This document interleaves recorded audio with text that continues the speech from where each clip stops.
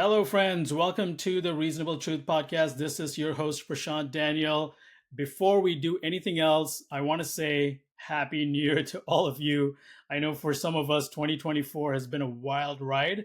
It has been a wild ride in many ways. But man, I'm looking forward to this new year. I think God's got some good things going on, and I'm looking forward to some good things happening in my family as well. And praise God for that. But what a privilege it is to kick off our podcasting this year with a very special guest. I have with me Dr. Daniel Brubaker. I'm going to give you a little bit of an intro to him. I'll read a little bit of his bio, and then I'll kind of tell you how we both got connected. Dr. Daniel Brubaker is a postdoctoral researcher in the early history of Islam with a focus on textual criticism of the Quran. His first book, Corrections in Early Quranic Manuscripts, 20 Examples, featuring his doctoral research, has sold thousands of copies worldwide in multiple languages. Dr. Brubaker is a Christian who has also been involved in political matters. He was recently elected to the board of directors of the Republican Party of Virginia and helped with the Donald Trump for president campaign as a motorcade driver, team captain, and alternate delegate to the convention in Milwaukee. In 2024, several of Dr. Brubaker's articles were published in The Federalist, and just last month, his book, What's Wrong with Socialism? A Biblical Investigation for Everyone, was published. Dr. Brubaker, welcome to the show. Thank you. It's great to be here. Wonderful. Great to have you. Well, I actually first came across your name a few years ago when I was listening to this. I was watching this video by Dr. Jay Smith. Obviously, I know you're very familiar with him, and he mentioned your name, and your name came up in a few other videos as well. I think one featuring David Wood as well. And so, you know how sometimes you just hear certain names and it's at the back of your mind, but you don't necessarily connect the dots. So when I met you at, I believe it was at ETS last year in San Antonio, if I'm correct. May have been. Yeah, and I met you there, and you introduced yourself, and somewhere at the back of my mind, I was like, why does that name sound so familiar? And then finally, I was able to put the dots together, and so it wasn't very long after that I decided, okay, he is someone I should definitely have on the show. I've actually had Dr. Richard Schumack on the show, and I've been trying to get Dr. Jay Smith on. This one time he was available, and then our schedules just didn't work, so I couldn't get him. But I'm so glad you are joining us here today. Thank you so much for making it. So let's talk about this book. Your book is called Corrections in Early Quran Manuscripts, 20 Examples. Now, for our listeners out there, I want to say something right up front. Um, I think on, at least on our side of the aisle, for Christians, when they hear that someone is a Quranic, researcher or apologist or something like that, they immediately assume that this person is going to be some sort of polemicist. And my understanding is that that's not what you're interested in. You're not really trying to debate Muslims on their theology. You're not trying to poke holes in anything like that. You are a Quranic manuscript researcher. You care purely about the literature. I just want to make sure that I've characterized you correctly, and if that's in fact what your goal is. Yeah, thanks, Prashanth. I think it's a fair characterization. If I can just add some nuance to it, I am, very much concerned about the real life application of these ideas. Obviously, the Quran is a theological argument, is the theological book that makes certain claims that I think are very important for people to consider, and discussion about those is really very consequential for the whole world. So I don't avoid those things, but when it comes to the academic work that I do, I try to be scholarly and make my work available to people who are using it. Obviously, the topic that I chose is very interesting to people who are involved in these sort of fiery discussions, and so it should be, but I try to appropriately not sensationalize the things that I do. Let them speak. We can, as we go into the discussion, you'll understand a little bit more, or the viewers will understand a little bit more what I mean. but let the material speak for itself. And I just try to do good research and good work in that way. I think in time I will move more into the discussion of the so what aspect of the work. But other people have sort of jumped in with that, and I'm happy that people are. The reason we're here is not just to poke around and ask esoteric questions. We have real life things to deal with. So I think that's why we're having this conversation anyway. That's right. Yeah, and we'll definitely get into that. I know there have definitely been some reactions from people like Yasser Qadi and all these guys who've had something to say about your work. But I'm really more interested in what got you started down this path. What got you interested in studying the Quranic manuscripts? Yeah, well, I going way back when I started my undergraduate work at the University of Washington, and I was did my first degree in cell and molecular biology. But my very first semester as an incoming freshman, this is back in 1989. I started a course. In that first year, you have a little bit of leeway to do things that are interesting, and I decided to take a year-long course on Islam. It was I forget how it was divided. It was half of it was mostly Islamic civilization and history, and the other part was more theological focus.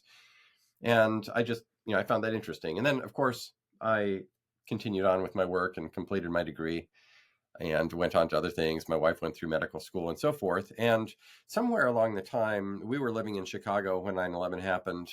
And I was working at that time, supporting my wife through medical school. And I was working at Nordstrom then as a manager. And then, of course, that happened. But sometime after that, a friend called me up who had been a friend during our undergraduate years. We worked in a Christian bookstore together, and he said, "Dan, I have some colleagues who are interested in having more Christians doing good academic work on the topics of Islam. And would you consider doing a PhD in the area of Islam?" And so my wife and I prayed about that, and we thought it was a good and a meaningful and the right thing to do. So I started applying to programs. I started learning Arabic, and at that time I didn't know what specific topic I was going to do. I just something in the area of Islam and be a good scholar and do good work. And then I got accepted into Rice University. It was a full scholarship, and started on my way down that road. And somewhere along the way in the course of that work, after doing the general studies on Islam, the history, reading the foundational texts, you have to do a whole ton of reading as a PhD student. A friend showed me some pictures of some manuscripts that had some corrections in them, and Quran manuscripts, very early Quran manuscripts that had some really interesting corrections. And I thought, wow, that's pretty amazing. I didn't know. I was, aware of some of the general claims that we hear Muslims make about the integrity of the Quran text and the pretty clean history of the transmission of the text and so forth. And so because of that, those two things kind of didn't fit together in my mind. And I thought that's real interesting. And so I just started down that road, and without going too much into it, I decided to make the topic of corrections in early Quran manuscripts my doctoral topic. And I did it. I completed my dissertation traveling around. I saved up some money during my doctoral work to make a 6-week long international trip to go visit manuscripts around the world. And I did that. I was able to photograph many of them and look at them, hold them in my hands, go through them page by page. And it was really amazing to do that. But that wound up with my doctoral dissertation having about 800 corrections that I had documented by that point in those pages of manuscripts. And after that, as I approached the end, of course, I continued and did some other projects, and we've gathered more documentation of corrections since then. But anyway, in answer to your question, that's how I got interested. That's sort of the personal story of like, how does somebody just randomly decide to go study this stuff? That's how it happened for us. Yeah, no, that's really interesting. I don't know if we got to talk about some of this when we met last year, but obviously, I'm of Indian origin, but I was born and raised in the Middle East. I was born in Bahrain, Yeah. and Oh, you so were. very familiar with Arab culture, Muslim culture. And Yeah. so, after I moved to India when I was about 15 years old, and about 95% of my friends were non-Christians, Hindus and Muslims, wonderful, wonderful people. And we would have these long conversations about really deep and meaningful things. And I remember a lot of my Muslim friends just asking me some really, really hard questions. And I really cherished those conversations because it did two things. First of all, it showed me that, there are people out there of different faiths who care about the deeper things of life. But secondly, it also, and this was through the providence of God, that it revealed the shallowness of my own faith. And I Mm. realized how much I did not know. It realized how much I didn't know why I believed what I believed. And so, anyways, it started me on a long journey to kind of where I'm at right now. But yeah, I've done, a little bit of reading on Islam and Islamic apologetics and things like that. So, What part of naturally, India, by the way, is your family from, Prashanth? I'm from Chennai. Chennai. Okay, yeah. Yeah, Yeah, yeah. my wife, Dad, I'm married into an Indian family as well. I don't know if you knew yes, that. I Yeah, remember yeah, yeah. you mentioning that. Yes, right. And remind me where Lata's from again? From Kerala. Kerala. Okay, right. Okay, got Yeah. it. Right. So, yeah, my dad is from Ambur and my mom's from Chengalpet, but yeah, they both kind of grew up in Chennai Hmm. for the most part. But yeah. So, anyways, Islam has always been an area of interest for me, and just kind of considering the growing demographics and just their influence in so many parts of the world. It's something that, and of course, when 9/11 happened, that kind of brought everything front and center, even into the American mindset. And so there's a lot of conversations since then about the Islamic faith. So I want to talk about, why does this matter? There's going to be a few of our listeners out there who are thinking, they've seen me do a few podcasts here with other people who are Yeah. talking about Islam and things like that. But this is a very specific topic. We've never focused in this much, specifically as it comes to Quranic manuscripts. Um, why does this matter? Okay, so essentially, you're saying that there are a lot of corrections in the early manuscripts. There's a lot of omissions, there's a lot of erasures and things like that happening, just from some of your talks and videos that even I've researched over the last few months. You Yeah. go into a lot of granular detail about these documents, which we absolutely do not have time to go into today. Yeah. But if you could give us like a 30,000-foot view, first of all, of what it is that you are actually finding in these documents, and then why does that matter to us as Christians? Yeah, so there are kind of two parts to the answer to that question. Well, three parts to the answer to that question, possibly.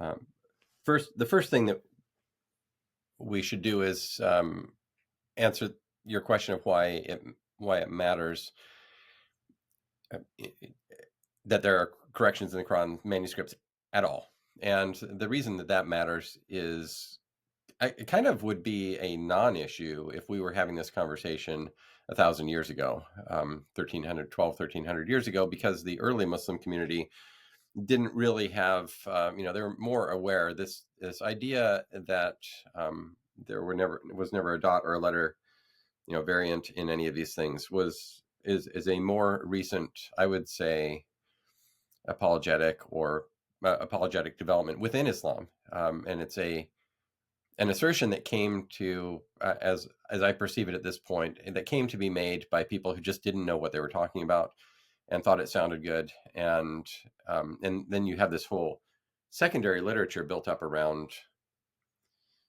Islam and around the Quran that gives an appearance that all this is all so robustly supported and so forth, and the direct study of the manuscripts really wasn't a thing that much of that much interest until fairly recently in history. So the reason it matters is that many Muslims today believe that the Quran has been perfectly transmitted, and to them it's important,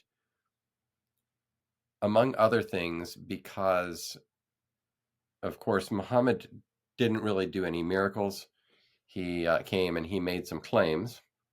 He made a claim to be there are different ideas about the origin, about Muhammad's historicity and all that. So we don't need to go into all that stuff. But according to the historical account, Muhammad made some claims. He claimed to be a prophet of God in the line of the Hebrew prophets, and that claim was pretty much to be taken at his word, because he didn't, unlike other prophets, he didn't come and support that claim with miracles. And so this became an issue. So Muslims, I think, are looking for some sign that, like a stamp of approval from God on the text to show that it's true. And they took this assertion that the Quran has been perfectly transmitted as a sign that only God could preserve the transmission of the text. And since he did preserve it, then therefore we know that it must be from God. We don't need to go into the whole discussion of that, or what that means about them, the transmission of the Bible and so forth, because the Bible is admittedly by Muhammad himself the word of God as well. So why did God protect one or not the other, and how does that make sense, and so forth? There are all those kind of things. But in answer to your question, that's number one, why it's important. And well, why don't we just leave it there? I don't know if you want to ask a follow-up question on that. But I do, but go ahead and explain to me exactly what it is that you found in your research, and then I yeah, have a follow-up question that'll come after that. right. Well, so the other thing that I wanted to mention on this topic is that I want to not misrepresent the uh, extent of the extent or the quality of the corrections, as we call them. I want to talk about what a correction is. It's not like the Quran manuscripts are just wildly variant in every different place. They're largely consistent, and there are points in them where these corrections, and then of course the question becomes, was the correction made because the scribe just made a mistake? And that wouldn't be surprised if a scribe did, and in many cases certainly that is the explanation of what we're seeing in the manuscripts. And so it gets down to a sort of fine, and that's why you said I do granular discussions in the videos, and I do, because the details really matter. And really, in terms of what Muslims have been believing recently, even a single issue with the text of the Quran, or the possibility that something is not as it was originally delivered, is a pretty significant for them. And it means different things to a scholar than it does to a believer, but it is important in both cases. So no, Okay, yeah, number so one, yeah, go ahead. right, so I want to pick up on something you said over there. You said that, is it possible that a scribe could have made a mistake? And more often than not, that is the case, and that's certainly understandable. I think even Christians who have uh, some base level understanding of like hermeneutics or textual criticism, even when it comes to like New Testament manuscripts and things like that, I think that kind of comes with the territory. But as far as your research is concerned, um, where do you see the line between, oh, this was an oops, this was a mistake, versus, oh, this looks like there's something else going on here, there's something ideological? And I don't want to use the word malevolent or insidious. Those sound rather extreme maybe, but where was that line of discernment for you, as far as, oh yeah, that looks like a mistake, but this looks like something else, there's some other motivation or incentive going on here? Yeah, it's a good question, and of course, different scholars will disagree on their interpretation of the meaning of of the physical reality that we see in the manuscripts. There are a couple of things. Now, even an oops could be significant because, for example, there's one manuscript that exists in the Museum of Islamic Art in Doha that has quite a few variations in it, has quite a few corrections, and it also has quite a few variations that were not corrected. And these include different words that are, maybe make sense in the context. Maybe they're a synonym or another word that makes sense. There are words that are in different order in a list and things like that. Nothing super major. But in the first case, the question is that a mistake? Well, if a scribe corrected something and then didn't correct something else, the scribe, you can call it a mistake, maybe, but it could be that scribe actually believed that this is the way the Quran was supposed to be. And that raises all kinds of other questions about was there a variant, tradition, how strong was, if it was transmitted orally or by memory, which is, undoubtedly part of the Quran's transmission history. How strong was that force in preserving the integrity of the text and things like that. So, um, so there's that. Lost my train of thought for where else I wanted to go with that. So, um, Well, we were talking about trying to discern what's a mistake and what's yes. some actual reason behind it.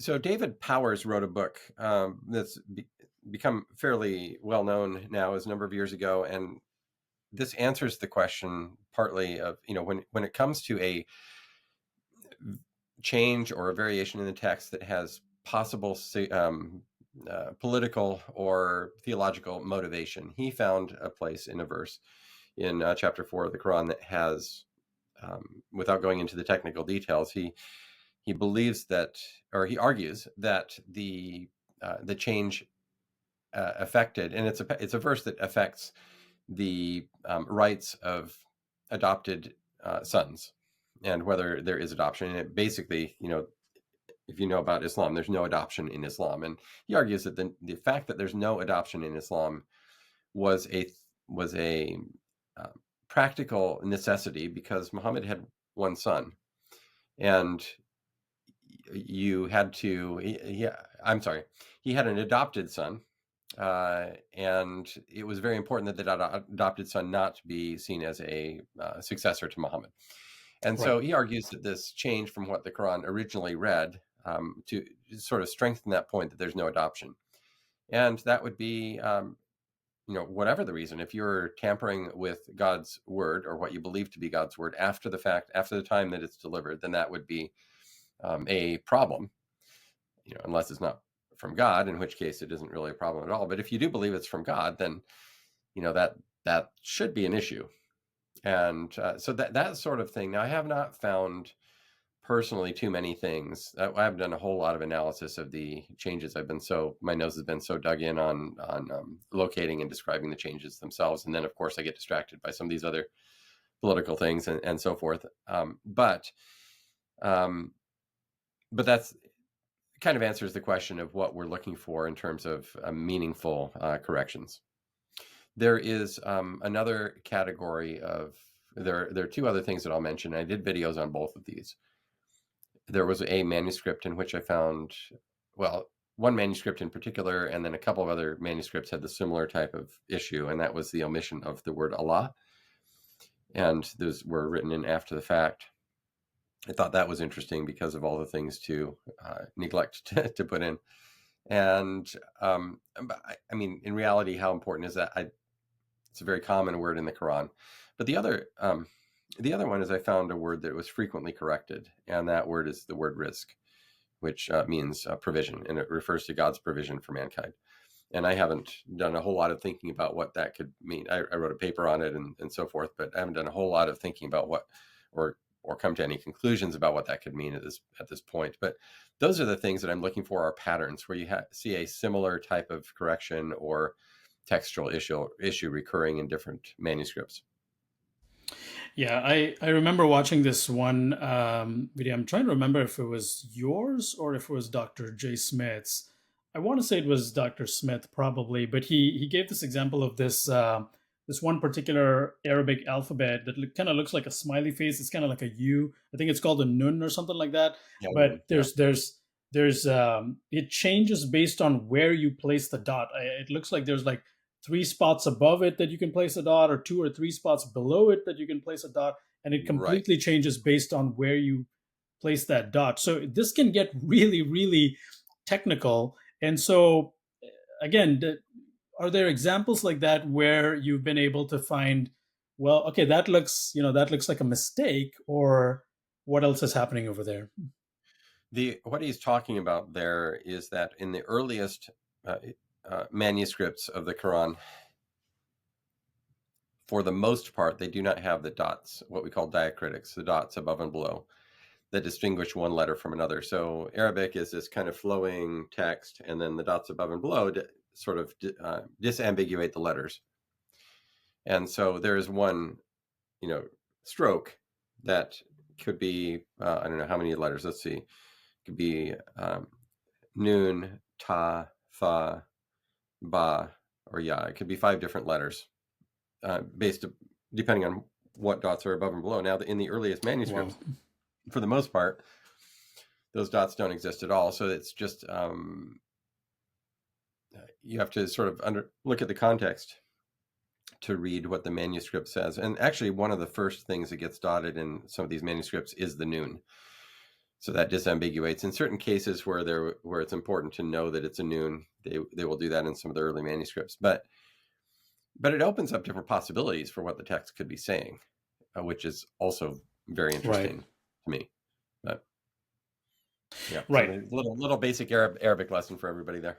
No, that's very interesting. So what is your, I take it that maybe as you kind of started your research, you came across a certain number, and were you, I mean, obviously it takes a while. It takes, I'm sure, years of your work to figure out. Have you found possibly all of the corrections that Oh, have no. made, or is it Oh, no. still a growing list that you're continuing to find? Yeah, there are a lot. I mean, the road kind of opens out in front of you. So at first, there wasn't a whole lot done on. It's kind of like Indiana Jones. You have to figure out where these manuscripts are in the first place, and it was new territory. There were manuscripts in Sana'a, Yemen, which I haven't been able to visit yet, but I have seen photographs of some of them. There are a lot now that I've discovered in various museums and libraries around the world. But the reality is that because at the time of the origin of Islam, the writing material that was common then, number one, it's 600 years more recent than the Bible, but also, unlike the time when the Bible was first written, when the common writing material was papyrus, the common material at the time of the origin of Islam was parchment. And so because of that, we have a lot more manuscripts. There are a lot of manuscripts existing from the relatively early period of Islam, many, many thousands of pages. And so I've looked at a whole lot of those, but, in I know of quite a few around the world that I'd love to go visit. And, it's when I get invitations, I'll go and see them. But yeah, but no, I haven't cataloged them all. Absolutely not. Got it. Right. What has been kind of the what's the academic response to this? What are your colleagues saying about this? Do you have any other colleagues who are in your same line of work, and what is their response to what you've been finding? Yeah, there are, I would say, 5 to 10 people who are really kind of focused in on this manuscript stuff, and then there's a wider group of people who are more interested in it, and that's probably going to grow. Um, it's a pretty friendly group. I haven't had. There's not a whole lot of. There hasn't been negative response. I'm part of that community. I haven't done a lot on the academic side of things in the last couple of years. I had an article published in an academic journal, I think, out of the Netherlands a couple of years ago, and the book has been generally well received. You can see some of the testimonials on the back of that, and then of course it also received some academic criticism, which actually is a good thing. There have been responses to my book published internationally in a couple of different places, including in Istanbul and so forth, specifically addressing me in my book and refuting it, or so to speak. But so I think that speaks to two different things. Number one, I've touched a nerve kind of with the research, and done something that people see to be important enough to write a book and a response to. Of course, it is through this sort of back and forth of answering criticisms that knowledge moves forward, and you either defend what you said or you adjust your position. And so far, I don't think it's too difficult to defend. But it hasn't been. I think what you want to not have is to be totally dismissed out of hand, and I don't sense that has, or either ignored or so forth. But I've been cited in different places, and actually, this is only the first book that we're talking about, which is this one here. Is not even an academic. It's not an academic publication. It's a halfway between academic and, I mean, I try to do it in a solid way, but it's really for a popular audience. So the fact that has received academic response is pretty significant. And I haven't even published my main academic book yet. So I think there are good things. Yes. Yeah. Yeah. I've actually I've heard a few. I've heard some buzz, if you will, that your magnum opus is still yet to come, and I'm really looking forward to that. Very excited about that. But I want to. Man, I had a train of thought and I lost it. Um, Obviously, there are a lot of dissenting voices, if you will, out there. Some of these are academic voices, people like Yasser Qadi or Shabir Ali. There's more kind of the popular pop culture people. What's his name? Mohammed Hijab, I guess, and Zakir Naik. Some of these guys, and I know they all probably have like their own take on your work. But I think one of the things I appreciate about your work and why it is being taken seriously and contended with is because of your approach. And I think that, again, we kind of started off this show with with the disclaimer that you don't claim to be a polemicist. That is not to say that this does not have ramifications theologically or philosophically and so forth. But you're not coming on with a combative mode. You're not coming on with a sort of adversarial sort of intent. You're saying, hey, look, I'm a researcher, I'm a scholar, I'm looking through these pieces of paper that are thousands of years old with a magnifying glass, and I'm finding a lot of discrepancies. That's it. That's all I'm doing. And I think there's a kind of respect that comes with that. And I think that's why there are a lot of these voices that are taking you seriously, albeit they don't like where you're landing with the conclusion. Obviously, there are conclusions to this if you take the sort of the logical path to the fact that there are so many corrections. But yeah, I just wanted to say that I think that's one of the reasons why it is being well received, even with the few people that I've spoken to about your work. There is you come by it honestly about the fact that you're in this purely to just examine it as a scholar. Yeah, and of those people that you mentioned, none of them actually work in the Quran manuscript area directly, Right. and two of them are very much more on the polemicist side of things. Correct. Yasser Yes. Qadi is an academic as well, so he's in a bit of a different category. But the others are less solidly solidly in the academic sphere. But That's right. anyway, I mean, just in response to what you just said, Prashanth, I think it is helpful because people who disagree with us are not our enemies. Ideally, we should all be standing together and like pursuing like what's true. I want to know what's true. Let's go look for it together. That's right. If it's aligns with what I happened to believe before, great. If it doesn't, then I should adjust my position, and likewise for the people on the other side. So it is helpful to not always be in a combative. I think a combative position is okay. I mean, it just stimulates thought, but also to remember, look, our point isn't to destroy the other person. Our point is to commonly seek this thing called truth. That's exactly right. Yeah, and I say this all the time. Obviously, I talk to a lot of Christians as well, and dealing with a lot of other fields as well. Christians should not be afraid of dissent. We should not be afraid of critique. We should not be afraid of, Right. being examined critically. That's good for us. And Christianity has proven that Sure it is. it can Yeah, stand the absolutely. test. And Mhm. so we should, but albeit, First Peter 3:15, do it with gentleness and respect. And so I think that's a very important point to that. But kind of going back to dissent, what is typically the critique that you get? And you don't have to give us details of where this critique is coming from or the names or anything like that. But what categories would you say that the complaints are coming against your work, or Yeah. maybe most of it probably is maybe some sort of level of misrepresentation of what you're trying to say. But what's the category that that's coming under? Well, the main natural response to something like this is to retreat to the position that says, well, they're all just corrections. And so if you want to dismiss it, you're just going to say everything is a correction.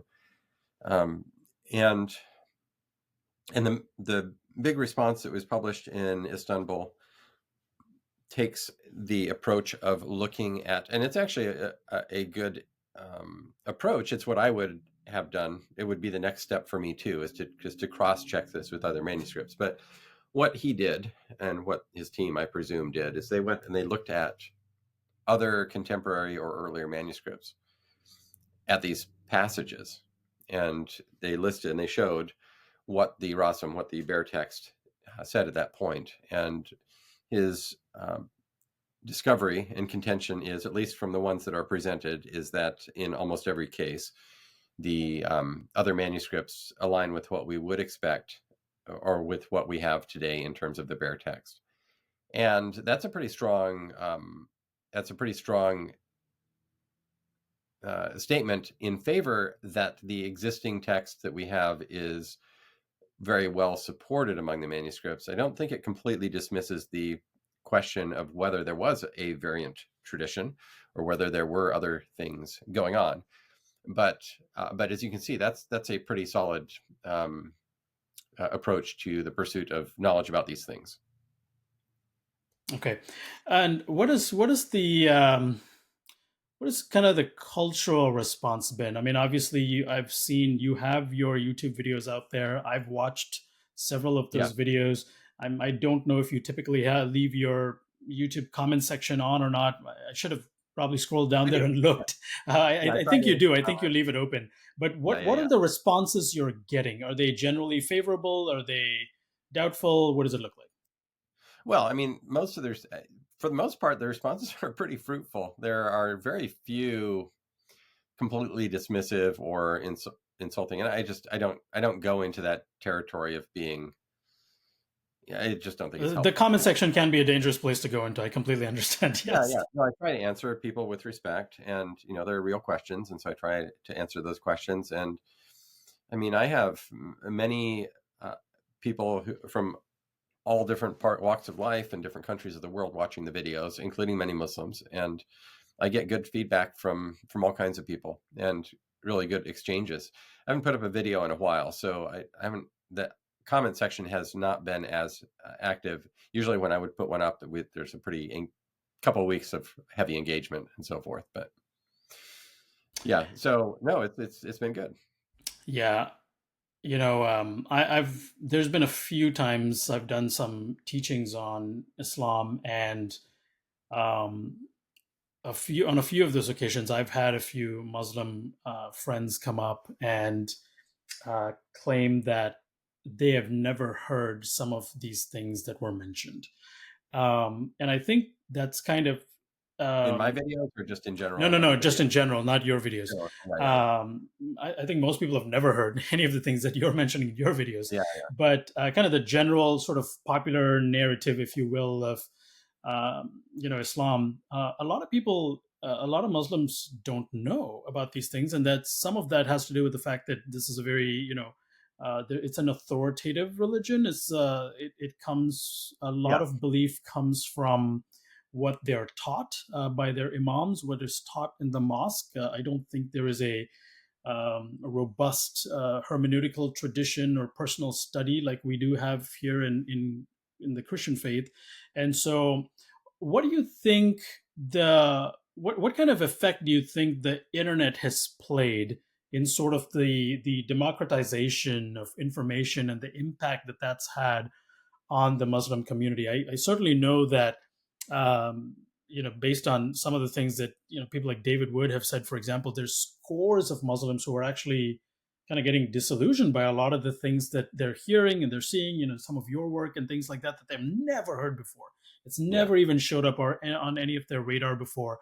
And so, to what extent do you think the internet has a role to play in that, or do you think there's something else happening in some shift in the sand that we're not aware of? Well, I think in the final analysis, it's been a very good thing. Absolutely, absolutely. Anytime you have free exchange of information, this is, of course, in the. Are you in the United States or Canada? You're in the United States. Yes, I am. Yeah, So I'm in one of Oklahoma. the okay, one of uh, the reasoning behind the freedom of speech that we have in this country that we protect so passionately is the same as what we're talking about here, and that is that truth is best discovered when you have the ability for all the ideas to be brought and put on the table, right? And it doesn't That's mean that right. truth will always prevail, but truth claims need to be cross-examined. And one thing about the internet is that you have the ability to see different ideas that you may not have seen before or may disagree with, and you have the ability to respond to those. And the people watching from the sidelines have the chance to determine or judge for themselves what is true, and they may or may not arrive at what the truth is, but their possibility, their chances of getting to a better view of what's true are higher in that sort of environment than elsewhere. Right. I think it was last year, maybe, or about maybe 6 to 8 months ago, or something like that. I came across this video. Um, it was a conversation. I think it was some sort of podcast interview between Yasir Qadhi and Mohammed Hijab, and it was a very, very fascinating conversation. I don't know if you've had the chance to see this or not, but I thought Yasir I did. Qadhi said something very insightful. He said, Mohammed, in our community and sort of amongst our people, there are certain lines that we do not cross. I think he called it a Oh red yeah, line or something like that. He said, that's a very famous interview now. Yeah, yes, yeah, yes, a very famous interview. He said, there's just certain lines we do not cross in the sense that we do not ask any questions beyond this point. I unfortunately do not have the privilege of being in that sort of an environment. I work in academia. I work with a lot of people who, and especially for like a lot of Western scholars, no such line exists. And so so anyways, it's a very, very yeah. fascinating conversation. I'd encourage our listeners to go check it out, between Yasir Qadhi and Mohammed Hijab. But I think that's very encouraging. Now, of course, I do think, and this is kind of a sidebar, is that academia itself has not been immune from sort of the contamination of bad ideas and things and so forth. But No, I or the walling off of idea like gatekeepers, right? Right, right, exactly. And so I really like that the layperson is now able to get a glimpse into sort of the ivory tower stuff that was not available, they're not accessible to them before, and Yeah. works like yours is now starting to trickle down to the people on the streets, and that is intrinsically a good thing. Yeah. So it's like it's a two-edged sword because on the one hand, I understand the frustration of uh, people working in the scholarly space because we're trained by habit. Well, not everybody, but by habit, you are or should be very careful with material and qualify things and Right. test your assumptions and not jump to conclusions and things like that. And so there's a methodology. You look at the methodology of a study, and the ordinary person on the street doesn't necessarily think that way. So when you are presented with all this flow of amazing, wonderful information, sometimes you don't. It's a little bit more difficult to be systematic, and people may wind up seeing scholarship that's bad scholarship and believing it because they don't have the ability to discern at that high Right. level. But anyway, I mean, I think it's by and large, it's a really good thing. Right, very good. So this may be maybe kind of a rather odd question to ask on air, but have you? Uh, Let me put it this way: I know that a lot of people that I know who teach on Islam, who speak on Islam, have had some, what shall we say, uh, threats, if you will, made Yeah. against them and things like that. I know I've certainly had some unpleasant comments on my comment section and things like that.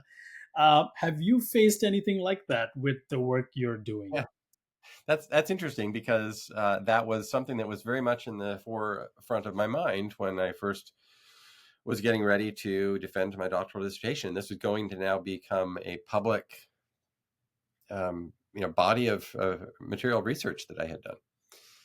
And also when I came to publish, this book, was this going to be something that goes out there, and all of a sudden I have a fatwa, and I'm not going to, have to live in hiding for the rest of my life. And thankfully, and I think partly it's because of the way I approached it and wrote it as an academic and so forth, um, but people might be surprised. I'm not aware of any threat against me ever, and I've been in parts of the world. I've traveled all over the world, even after publishing this book.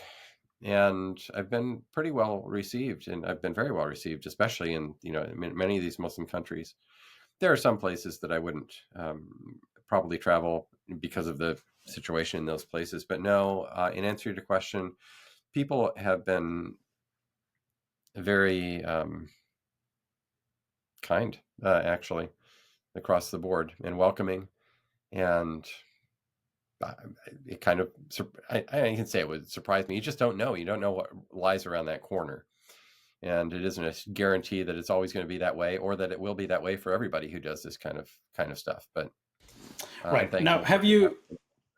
Yeah. yeah. No, that's fantastic. Have you ever had? What would you say? So let me do this. Let me play devil's advocate a little bit. Um, one of my professors has told me in the past. He's like, he already has many advocates. Why do you need one more? But in any case, what would you say to someone who says, Dan, we know that there are a lot of New Testament manuscripts that also have corrections in them. Yeah. What's the difference fundamentally between what you're finding and what is already available on ancient New Testament manuscripts? Yeah, in one sense, it isn't at all surprising that handwritten and hand transmitted manuscripts would vary from one another. When we come to the New Testament, we have, number one, about 200 years of research so far in this area. They have the environment in which they were transmitted was different. For the most part, you did not have professionals and did not necessarily even have educated people making these early manuscripts. So you have things like spelling errors and grammar errors and, things that you can tell, well, this is not correct because it's just obviously not correct. It was also a dangerous environment to be transmitting in that, to be keeping a manuscript of some of these New Testament books, for example, in those early years. When it comes to Islam, you have the professional scribes in a situation in which the Arab conquest had gone across. They had conquered and gained political control.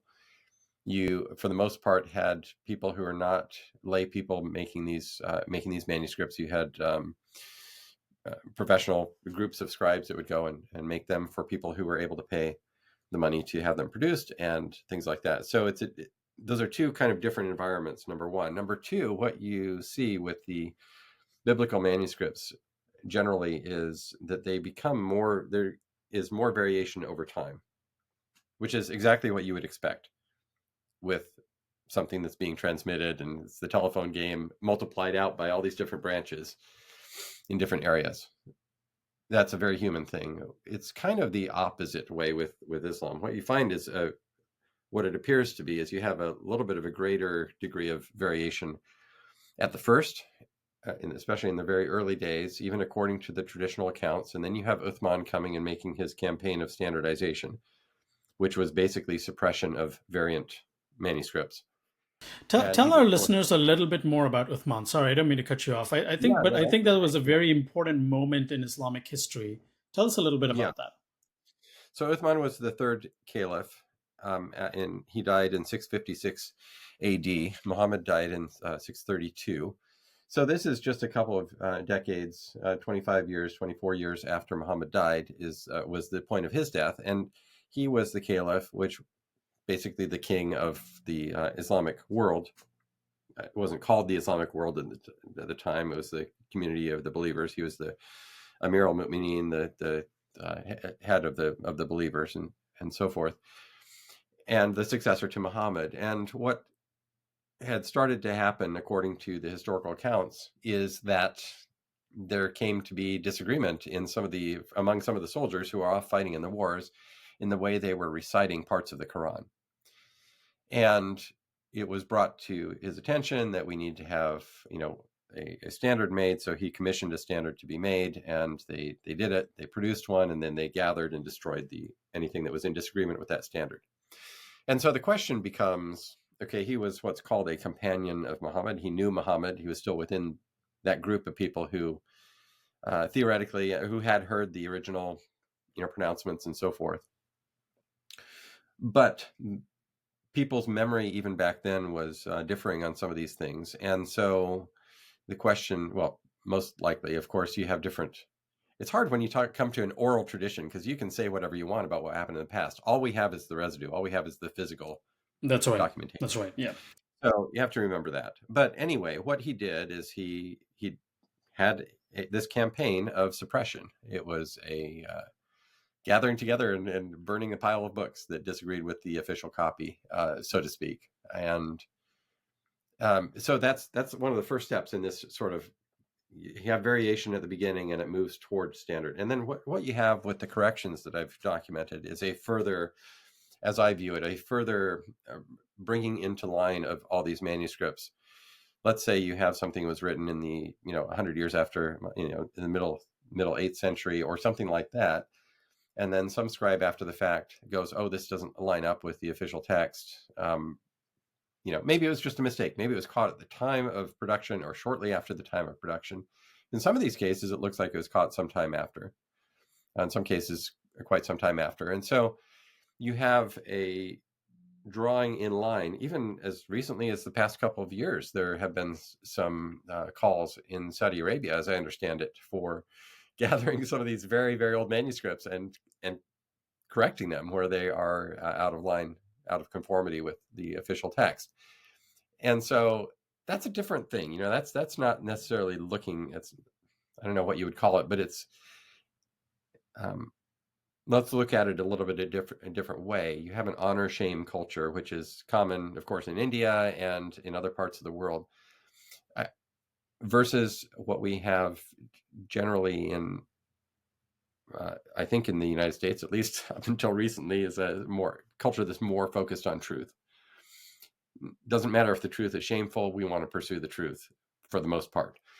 And what I see acting in that situation is we are more concerned with the appearance of conformity than we are with discovering what is really going on with these manuscripts. If you wanted to know truth, you would actually preserve those, and you would study them, and you would deliberate over them and try to understand what's going on, because heaven forbid, maybe your manuscript is not in conformity with what it was originally, or your perception of what the text is not in conformity with what it was originally. You, if you were concerned with truth, would really, really want to get to the bottom of that and get back to, and that's the difference actually with the scholarship around the Bible, is we don't have an assertion of, that the manuscripts are inspired by God, or that any particular translation is inspired by God. But when we say God breathed, the belief, our belief is that as the manuscripts were, as these things were first written, they were theonoustos, they were God breathed. And what we want to do is figure out what those early texts were. And you can do that through textual criticism to a very large extent. So. Right. No, it's very interesting. So would you say then that, I don't know, maybe this is a hard question to answer, but do you think Uthman's actions hurt Islam or helped it? I don't know. Or is it possible that it could have hurt more if he had not mass burnt all of those manuscripts? Well, I know that's kind of crystal ball gazing a little bit, but what would you say would be the state of affairs if we had actually had everything?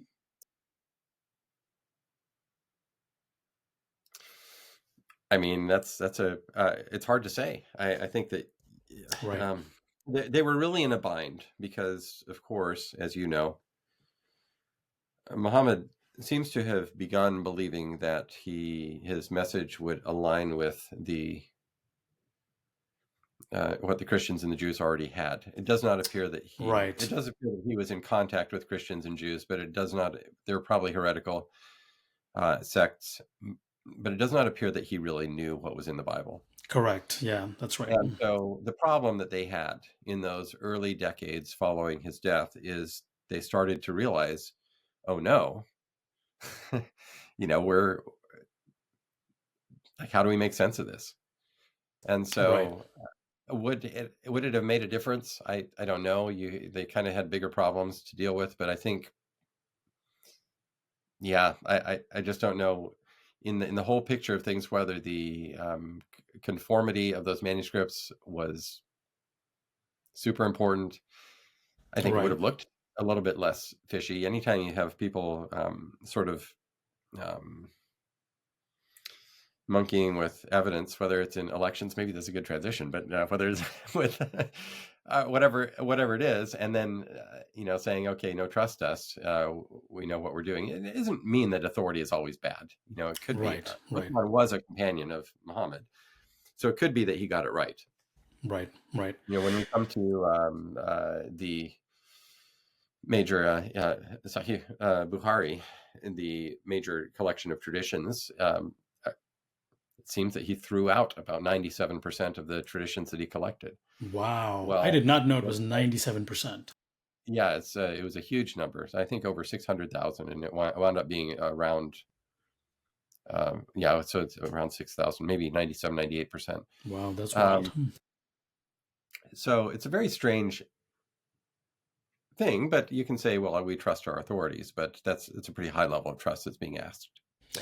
It is. It is. And there's also, again, major sort of distinction between some of the Meccan writings and the Medinan writings, and then there's all kinds of other things that come into it with abrogation and all this stuff. And now you add into that cocktail this newfound research of thousands and thousands and thousands of omissions, and I think it really puts Islamic history, I think, in a very interesting space. And I'm curious to see what maybe the next 10, 15 years look like as more and more of this stuff comes out, which actually brings us to your magnum opus. When is that coming out? Is that a secret? Do you know when?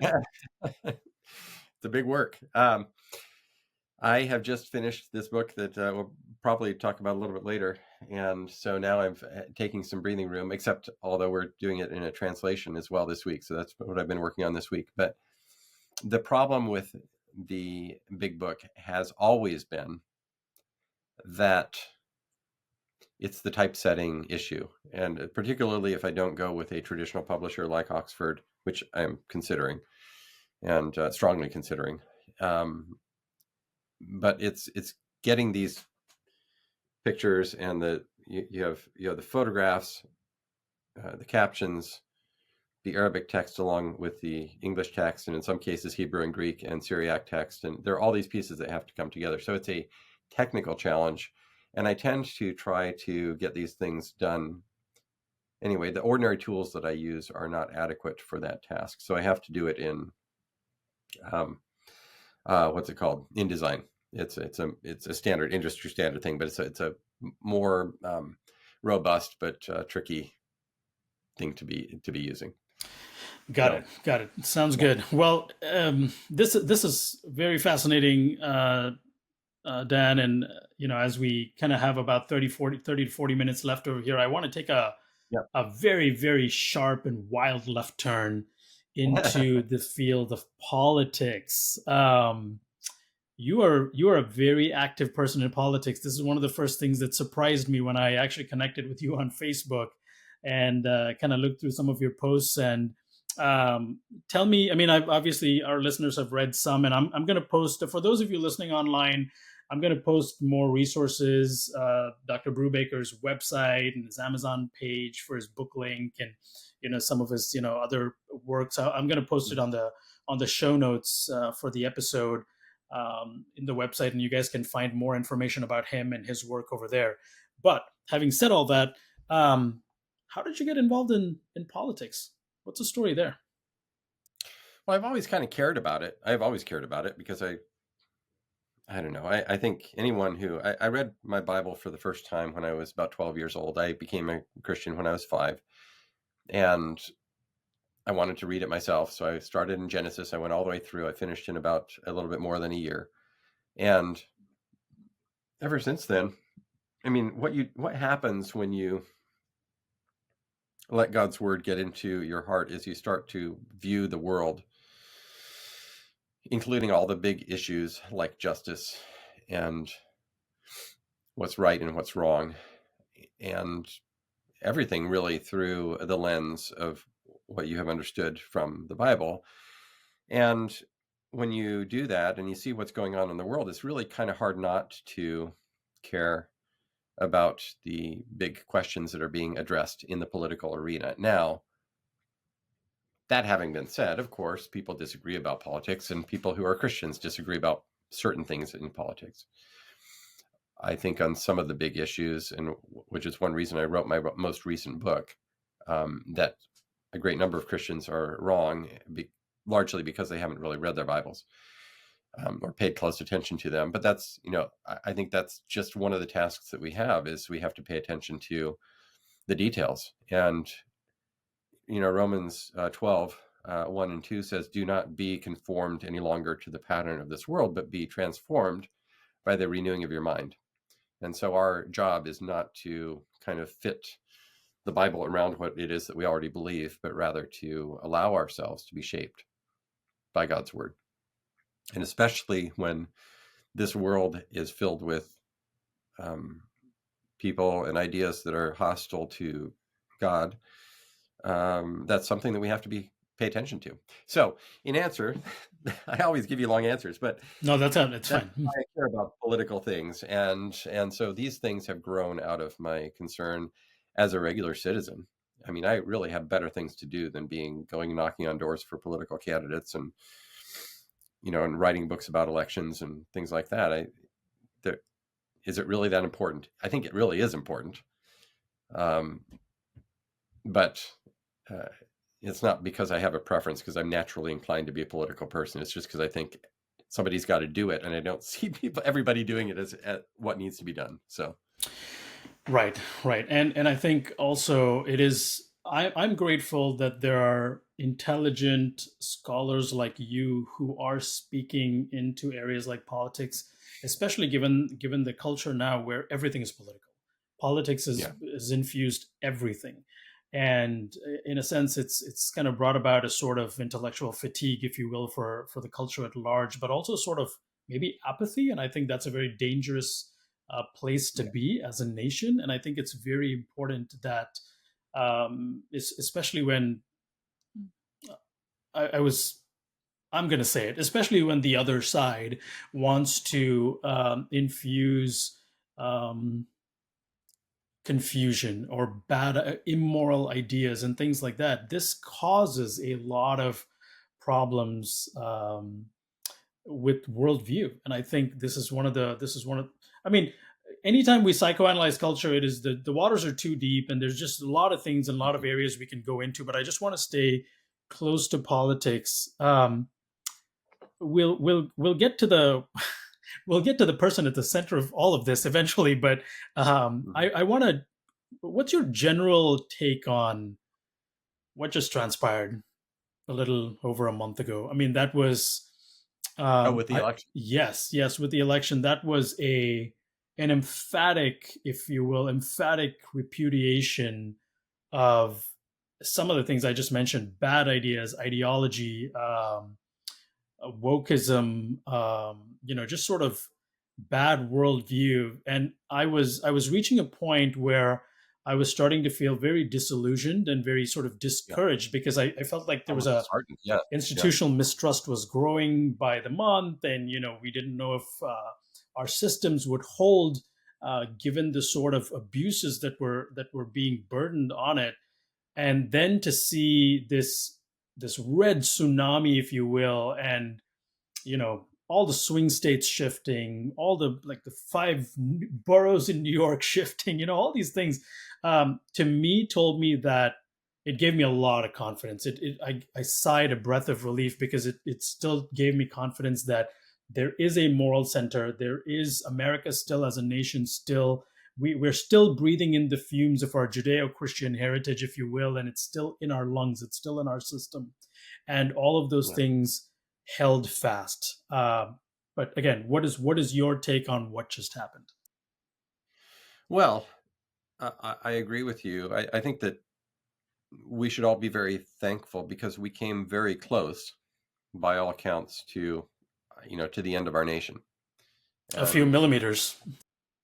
yeah, I think God really gave us a second chance, and I think we need to not waste it. And by not waste it, I mean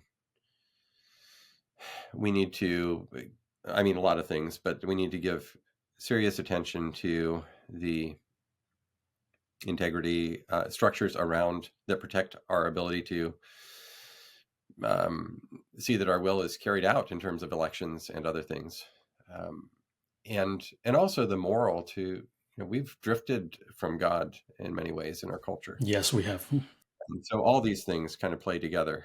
But what happened?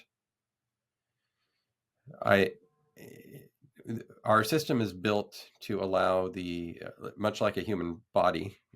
We have antibodies in our blood that when there is a threat, they kick in. And I think what we saw is the antibodies kicked in. It was so toxic what was arrayed against us, and most people, even people who are misguided or misled, they don't want to have bad things happen in this country and to people. And I think the other side, as you characterized, and I do really got a little bit overconfident and went so far in the crazy direction. When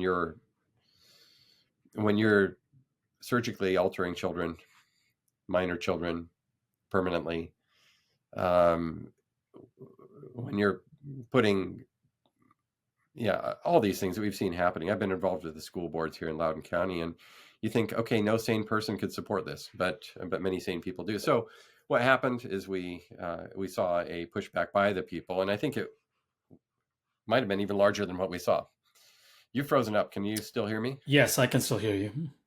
Okay, the picture froze up there. Um, yeah, I just think that we saw the will of the people expressed, and I think as more things come out, and I wrote a book, I did quite a bit of research on the book for the 2020 election. My sense of what happened in 2020 seems to be borne out, and I think in time we are going to recognize that Donald Trump also won. There's virtually no way, and I've already come to that conclusion, but Right, he won in 2020, right, hands down.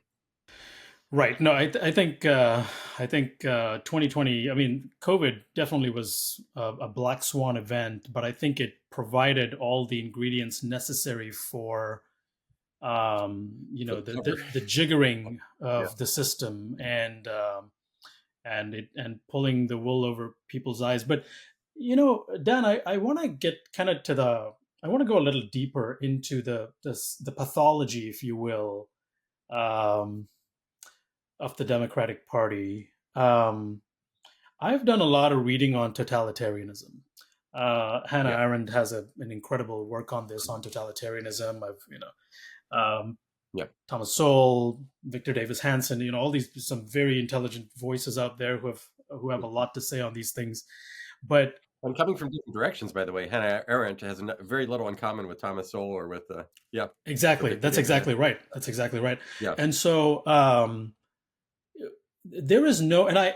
But the thing about this is not some high academic thing. Like people ordinary, like Joe Rogan mentioned this in one of his podcasts when he talked about and I'm quoting him here. He said, "I cannot see any reason why a government would swing wide open the borders apart from the necessity to cheat." And he claims Yeah. that nobody has given him a good response as to in Yeah. what universe that be a good thing. What is the good argument for that? And so it seems to me that in the Democratic Party there is this sort of totalitarian streak where everybody have to goose step in perfect sync, and if you deviate even a little bit, then you're an outcast, you're thrown out. And it seems to me that by very nature, then there is no room for this. There's all kinds of diversity except diversity of thought. And where did this come from? Do you think that this is something that is exponentially grown on the left, or obviously, I think it's important to make a distinction between leftism and liberalism. I think there is a little bit of a nuance there. But are there some seeds that in on the left that go back even many decades, even before some of the modern political era? There are a couple different ways to answer that question, but I think the people who have experienced the totalitarian ideologies, particularly communism and socialism, understand, it. You have to almost be willful if you're to not see what has been happening in that, and the totalitarian mindset is really at the root of things. And so we have people among us who are convinced that they want to collapse the system, and they're convinced of the premises that were generally embraced by Karl Marx and Friedrich Engels and Hegel, and they believe, and that's led them to a view of justice, which is not, by the way, in line with what the Bible says about justice. That's right. And as particularly when it comes to material possessions and so forth. And so that has caused, when you see the system that has created the United States, the place that everybody wants to come to in the first place, and the engine of prosperity and blessing to the world. I know that we have critics around the world, and people are probably watching this who may look down their noses at Americans, but generally speaking, the United States has been a big blessing to the world. Absolutely. And we've given a lot. Not everything we've given has been good, but why is that? It's because of the general adherence to I believe, to the principles of what is just and right, and trying at least to aspire to align ourselves in our lives and in our morality, including on the issue of slavery, which we abolished 89 years after we were founded. Wish it had been earlier, but these things our aspiration is to live up to what we say we believe on these things. And people have a different view of justice. Marxists and communists have a different view of what's right. And so the best way to overcome a system like we have is to throw open the borders, as you said, and invite all kinds of people who don't believe that and don't have that way of thinking that everybody should be equal before the law and everybody should be free to enjoy the fruits of their own labors and, exchange freely through contract agreements and so forth. It's much easier to change the system by changing the entire group of people who are voting in that system. Right. So, right. Okay. Let's get right to the center, the red hot center, if you will, of our politics as it exists today, at least on the right. And by no means do I want to equivocate that with the identity of the right. Let's talk about Donald Trump. yeah. He is, I will say this. In 2016, I did not vote for him. I was not here. I was not in the US in 2016. I was in the UK. I was still finishing up my studies over there. I did not know enough about him to vote for him, but neither did I vote for Hillary Clinton either. I knew enough about her to not vote for her, but I didn't know enough about Trump to not vote for him. That was kind of where I was at. I was ambiguous about what was going to happen, but I was very, very pleasantly surprised by how he governed in the following 4 years after that. That was a complete, I was thoroughly surprised by his governance. Now, very polarizing political figure. I have a lot of good friends who are liberals who absolutely cannot fathom why someone like me, who they consider to be a rational person, would vote for someone like Trump. And the what I want you to speak into is this, just the incredulous notion that how could conservatives vote for someone like Trump. He seems to be this sort of moral monster. Like that seems to be the characterization of him.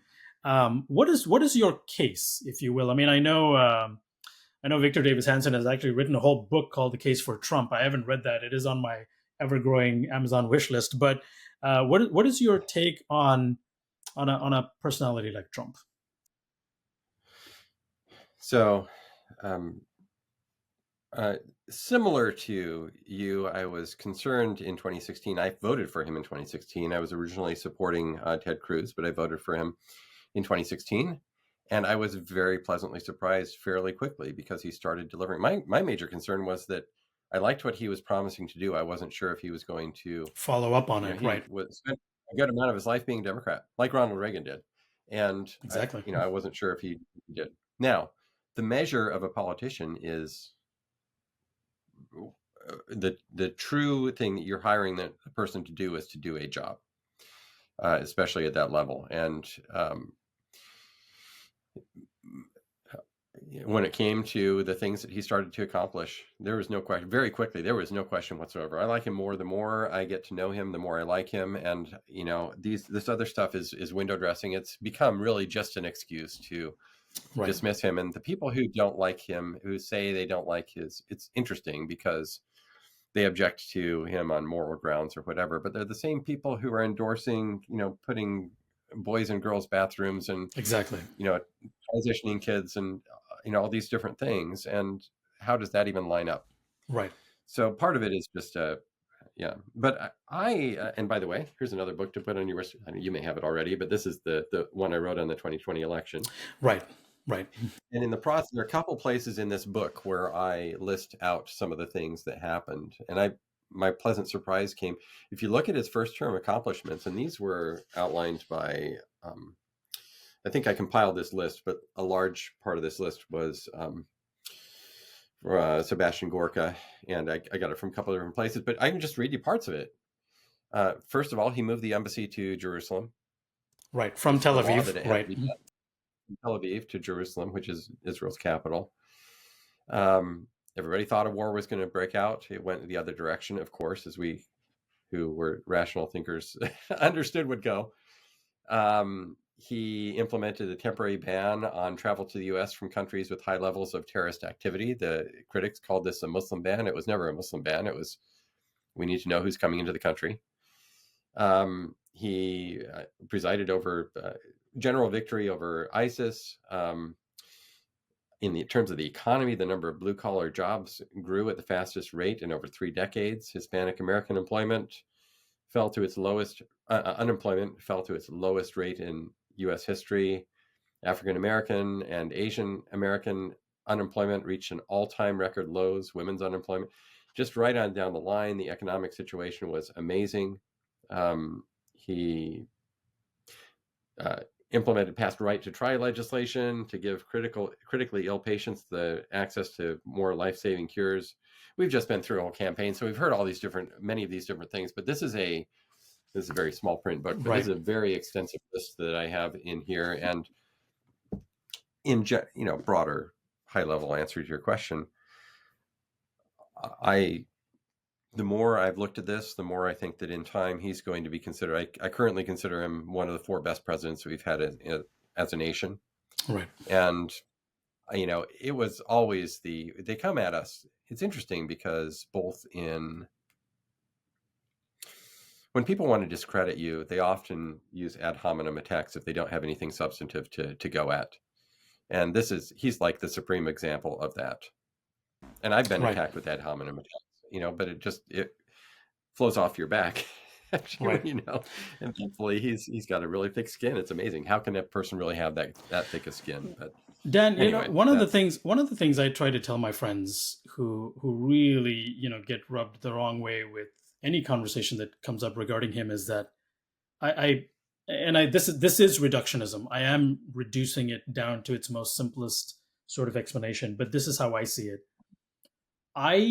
Is the man perfect? Absolutely not.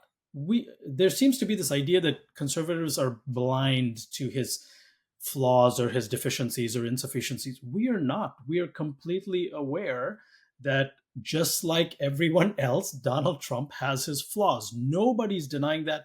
There is no red-blooded, sane conservative I know out there is going to sit here and say the man is, the second personification of deity or Fine. something like that. Nobody Yeah, believes yeah, that. yeah. But the fact of the matter is, I don't ultimately care about what he does in the privacy of his room or what he says on a tweet. I care about what he does for the country. That is literally so. In that sense, it's kind of a pragmatic position. I care about what works for our country and who's doing the. You illustrated this earlier when you said, "Look, it's kind of like hiring a plumber." At the end of the day, I don't care what clothes he wears. I don't care what cigarette he smokes. I don't care, whether he's got one wife, two wives, whether he's paying child support. I don't care about any of those things. I care that he does the job. That is ultimately his job, and I think that President Trump he demonstrated this in 2016. For all of his foibles, he did what was good for the country. And ultimately, that's what we should care about. And I think that he's going to do an even better job now. I mean, what do you think? Do you think that's too simplistic, too reductionistic, or is there a kernel of truth to that? Well, just this last week, we had a man, ideologically driven, by all accounts, drive a car into a crowd of people. Absolute tragedy, yes. And we have had a number of those things. We're going to, unfortunately, have many more. The policies that a president is able to enact and carry out are very consequential to the American people. And we were going down a road of utter disaster. Yeah, I mean, if you watch, I compare in my book, actually, I make the analogy with, and I've heard other people make it since. I'm not sure if I originated or if we just independently had the idea. But if you watch the Back to the Future series, the one where one of my favorite movies, If gets the comic book from before and, becomes wealthy, and then the whole world changes, it turns into this wasteland apocalypse area. And that was the road we were going down. And, to be complaining about, oh, I don't like the things the person is saying. Well, actually, one reason people don't like what he says is because he's actually saying what's true and they just don't like it. right? And so they're complaining about style, but what they're really mad about is that he's the little boy. I'm not calling him a little boy, but he's the little boy who's saying the emperor has no clothes. Right. And no, you're not supposed to be saying that. Well, he's saying it. And you know what? Well, they don't even want you to notice. They don't want you to notice. And his great sin is that he noticed. And I'm so thankful he did. And I'm so thankful that he doesn't back down on these things.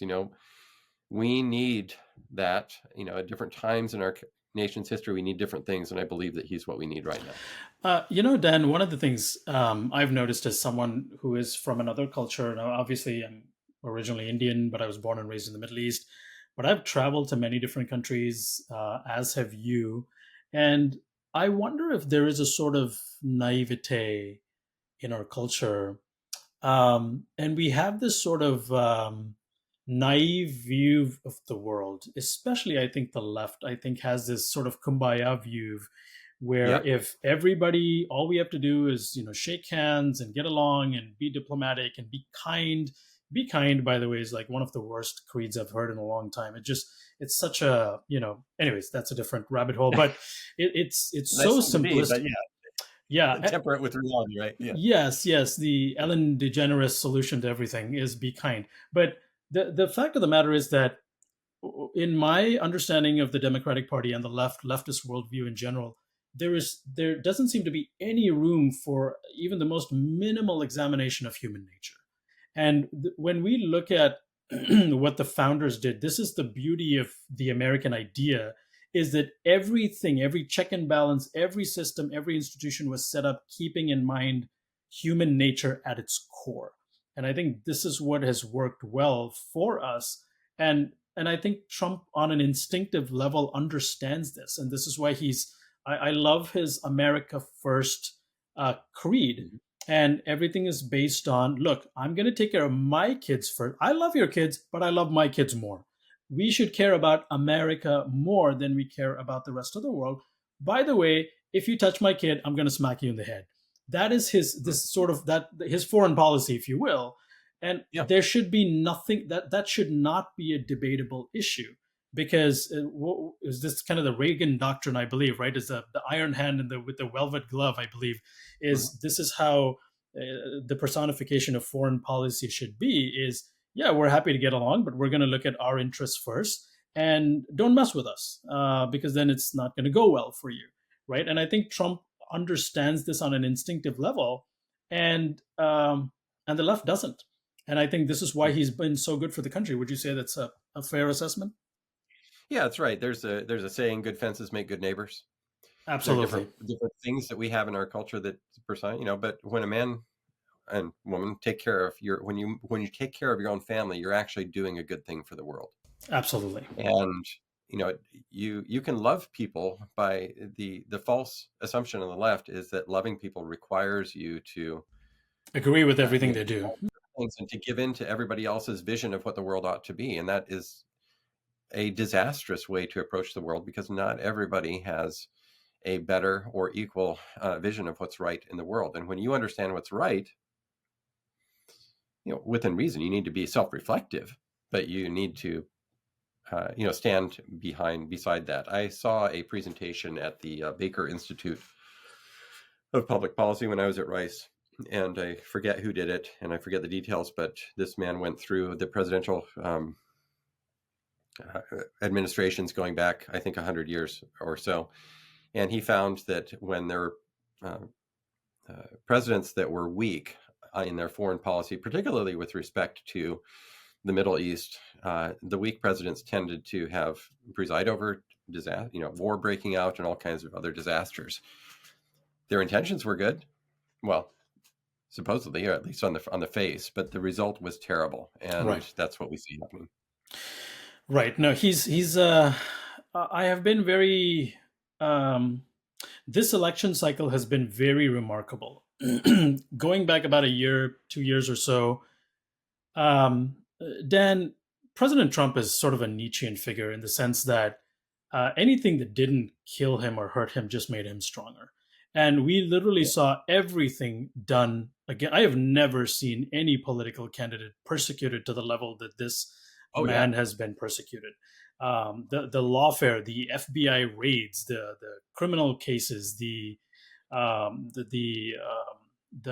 fining him to try to bankrupt him, and the 95% negative publicity on media, and the what else, the assassinations, and you can go on and on and on and on, and he is still standing. And I can't think of any other president who may have been able to withstand this level of persecution.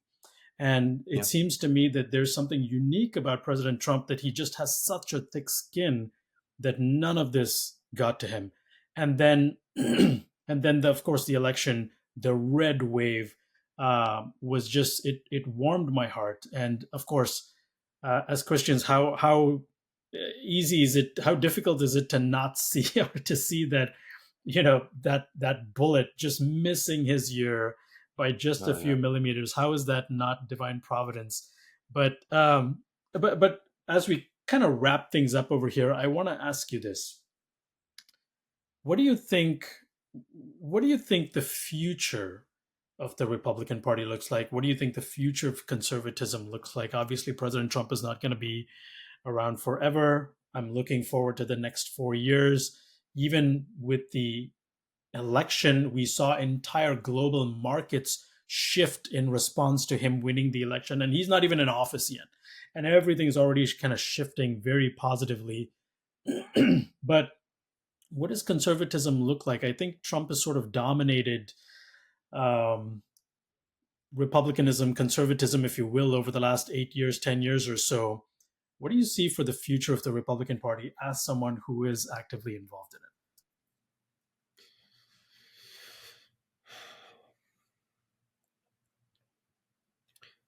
it? It's difficult to say what lies in the future. A lot of it is going to depend on what happens in the coming months. Of course, the fact that he has been taking so much fire is because he's over the target. Right. And we know that. I mean, going back to our earlier conversation, one of the reasons that people have been publishing these responses to my work around the world is because they see something that I've touched a nerve or a sensitive topic.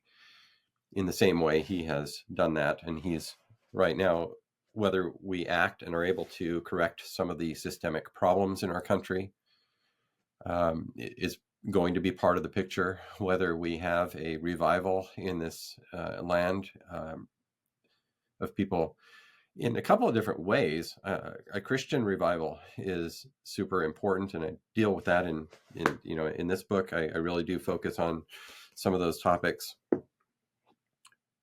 Another thing that we've been doing in our home is I've had a American Foundations book group, and so we've been trying to read some of the texts that lie at the base that helped our founders decide how to craft this government. What were they working with? And it's been really interesting to read Adam Smith.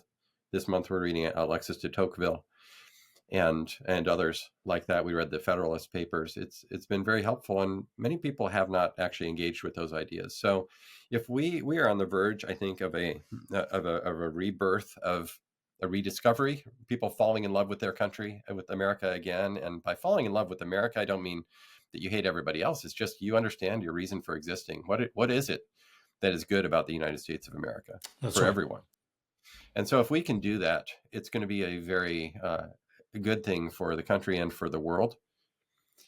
If we are able to reestablish our borders, and yes, to deport the people who are here illegally, not because we don't like immigrants or anybody in particular, but because everybody needs to be equal before the law. Right. And, we need to have you can't have a fabric of society that says, everybody's accountable to the law when some people are not accountable to the law. So those things, and in terms of but people have said, well, Trump has remade the Republican Party and conservatism. What does it mean? He has some positions, particularly on some social issues that are not in alignment with definitely heterodox for sure. Many of us as Christians, but the thing about him that I really, really appreciate, I appreciate many things about him, but he doesn't hate Christians. In fact, he has Christians all around him that are advising him, and he is, I think, very much in touch with the founding principles of our country when it comes to, having a moral basis. And that's, if you really want to characterize the difference between conservatives and liberals today, I think it's that they've, just completely thrown any idea of a universal moral standard out the window, and they believe everything is relative, which is a self-defeating proposition, really, because you can't make an assertion about anything. But the fact that we have this on our side is a very heartening thing, and I think if we can move forward in that, things look pretty bright with God's help. We really have to humble ourselves as a nation too, and I think we can't get too cocky, because you're right, his term is going to be over just in a flash. And we need to be praying for the future of our nation, for all of our leaders on all sides, and hoping that God will help us to do what's right. Right. No, I think that's a good point. I like the way you characterize that. While you were talking about that, it reminded me of this illustration that G.K. Chesterton used of a fence. Right. He talks about you're walking down this path and you come across a fence, and if you don't know what the fence is for, then what do you do? And sort of the kind of the modern rendition of that would be that the conservative would say, well, it would behoove me to find out what this fence is here for, and I should find out what it's here for. And the other side would say, well, I don't know what it's here for, therefore it doesn't matter that it's here, we're going to rip it off. And it seems to me that progressivism is inherently transgressive, in the sense that by nature it wants to break through the boundaries and redefine everything. And conservatism, on the other hand, wants to hold everything because it thinks there is a larger telos to all of those things. And so, that's a good point. I like the way you made that point. I do think that the future for conservatism looks bright. I think the future. I think there's some people out there, some political pundits, who are saying, we're entering the golden age of American history. I'd like to wait and see before I start using those kind of words. I do think there's good reasons I to hope think. I hope it's true. Yeah, I Yeah, think there's good reasons to think we are entering such a yeah. phase.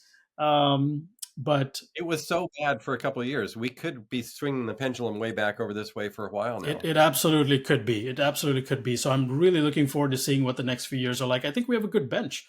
We have some sharp minds. JD Vance, man, I just loved him on the campaign trail. Just fantastic. Yeah, I like People him a like, lot. yeah, Vivek Ramaswamy and all these guys. And I think there's nothing. There's no They both bench are. on the other side even.